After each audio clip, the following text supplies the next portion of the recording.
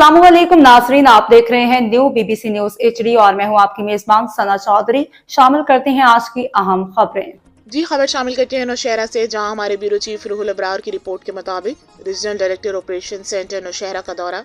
Regional director operation centre Imran Khan Yousafzai ने district head office rescue 1122 Nowshera खटकली का तफसीली दौरा किया।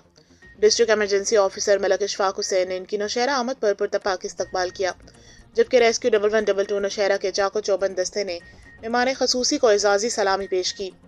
दौरे के दौरान regional director operation centre Imran Khan Yousafzai ने रेस्क्यू 1122 नौशहरा के ऑपरेशनल स्टाफ से मुलाकात की। इस मौके पर रेस्क्यू एहलकारों ने रोड ट्रैफिक हादसात की सूरत में फौरी तिबी इमदाद की फराहमी, नज़्मो ज़ब्त की ड्रिल, बुलंदी से बचाव, हाइट रेस्क्यू समेत मुख्तलिफ रेस्क्यू महारतों का अमली मुजाहरा पेश किया। मजीद बराह रीजनल डायरेक्टर ऑपरेशन सेंटर की जानिब से साल 2025 के दौरान बेहतरीन कारकर्दगी का मुजाहरा करने वाले रेस्क्यू एहलकारों में एजाजी सर्टिफिकेट्स और नकद इनामात भी तकसीम किए गए। रेस्क्यू 1122 नौशहरा के खदमात को सराहते हुए इमरान खान यूसुफजई ने कहा कि रेस्क्यू एहलकार शब रोज़ अवाम-उन्नास की खिदमत के लिए हुमा वक्त अलर्ट रहते हैं। ये वो बहादुर शेर जवान है जो किसी भी एमरजेंसी के दौरान अपनी जान खतरे में डालकर शहरी के जान माल के तहफ़्फ़ुज़ को यकीनी बनाते हैं।